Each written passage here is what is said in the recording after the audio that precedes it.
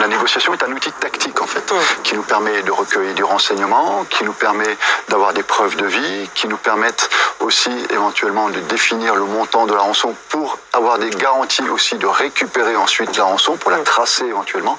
C'est vraiment un outil tactique qui est intégré à l'opération. Dans le cadre de la négociation dirigée par les gendarmes, une partie de la rançon a été versée.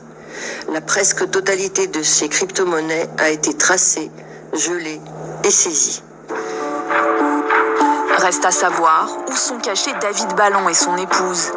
Les enquêteurs épluchent les réseaux sociaux, interrogent des voisins, recoupent des informations, jusqu'à intervenir dans cet immeuble situé au nord de Vierzon. Vers 15h, ils défoncent la porte du bâtiment. Michael habite juste à côté. Alors moi, j'habite ici dans ce petit studio, une petite maisonnette. Et là, ça s'est passé dans cet appartement-là. J'ai entendu à 15h15, 15h30, un grand boum. Et j'ai ouvert mon volet et il y a les GIGN qui étaient devant ma porte.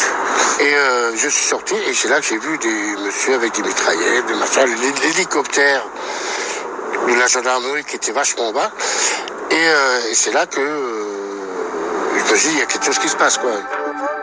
Mais à l'intérieur de l'appartement, aucune trace de David Ballon. Selon les premiers éléments de l'enquête, le couple aurait été déplacé à plusieurs reprises au cours de sa séquestration. Il va y avoir ensuite une autre interpellation qui va jouer un rôle décisif dans l'enquête. C'est à ce moment-là des policiers qui repèrent un homme dans une voiture dont l'immatriculation apparaît comme volée. Ils décident donc de faire un contrôle sur cette personne. Et il va s'avérer qu'en garde à vue, ils vont comprendre que cet homme a un lien potentiel avec la séquestration et l'enlèvement de David Ballon et de sa compagne. Ils vont donc immédiatement récolter du renseignement, des informations qu'ils vont transmettre aux gendarmes. Et ces informations vont permettre aux enquêteurs d'avancer, de faire un bond dans l'enquête. On a eu des rebondissements qui nous ont amenés encore à d'autres communes. Tout ça, c'est le fruit d'un travail conjoint. Donc c'est un coup complet un petit peu de la gendarmerie qui permet au fur et à mesure de progresser dans l'enquête, de d'abord déterminer un point de chute potentiel pour l'une des deux victimes et au fur et à mesure de trouver le deuxième point de chute pour interpeller la deuxième victime. Les enquêteurs s'orientent alors vers un lieu rural isolé, à proximité de Châteauroux, à une 60aine de kilomètres de la maison du couple. À la tête des opérations, le colonel Yannick du GIGN. C'est des recoupements d'informations des enquêtes, à la fois dans le volet numérique, mais aussi des recherches sur le terrain qui permettent de localiser cette adresse. Donc il s'agit donc d'un domicile plutôt isolé, en milieu rural, sur la commune de Châteauroux. Et donc là, nous déclenchons cette intervention 24 heures après avoir été sollicités. Donc nous sommes le mercredi en début d'après-midi. Une vingtaine d'hommes sont déployés dans cette zone, juste à côté de la maison de cette femme qui a souhaité rester anonyme.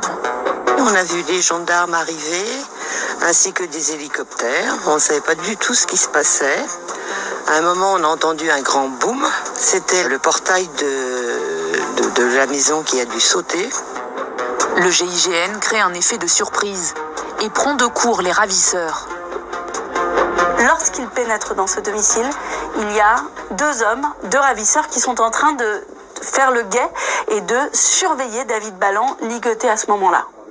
Ils vont procéder à leur interpellation très rapidement, sans ouvrir le feu, sans heurts, sans incident, et libérer David Ballon qui est à ce moment-là blessé physiquement et extrêmement traumatisé. Nous découvrons sur place que David Ballon est seul.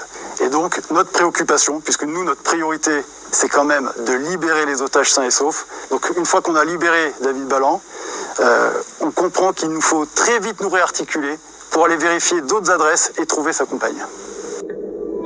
Où se trouve la jeune femme ? 24 heures plus tard, les enquêteurs tiennent une piste. Et là, les opérations se poursuivent, à la fois les enquêtes de terrain avec des filatures, de la recherche active sur le terrain, les enquêtes menées par les enquêteurs avec des auditions qui nous permettront de retrouver le véhicule à Étampes où se trouve la conjointe de David Balland.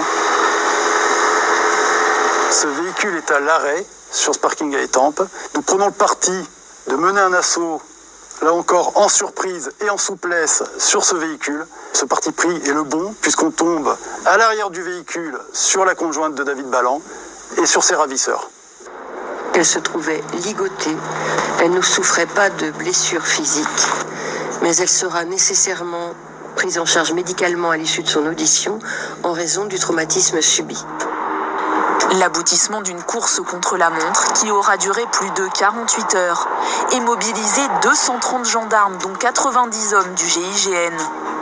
En tout, 10 suspects sont arrêtés, 9 hommes et une femme.